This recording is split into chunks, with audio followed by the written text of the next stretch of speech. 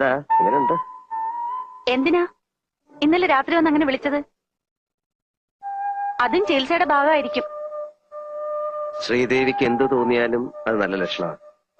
ഹരിക്കുമ്പോഴും ഗുണിക്കുമ്പോഴും ഉത്തരം ശരിയാണെന്ന് തോന്നിയാലും ഒന്നുകൂടെ ഹരിച്ചും ഗുണിച്ചും നോക്കുന്നത് നല്ലതല്ലേ?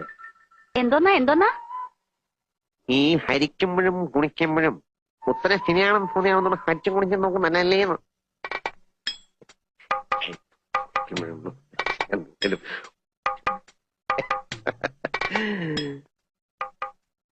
അയ്യോ,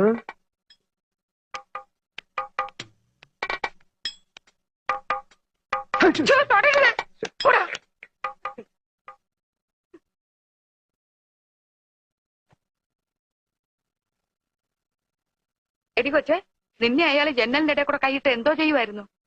അയാൾ ആള് പെശകാ. വന്ന ദിവസം തന്നെ എന്നെ ഒന്ന് ട്രൈ ചെയ്തതാ. നോക്കി കണ്ടുമൊക്കെ നടന്നോണം.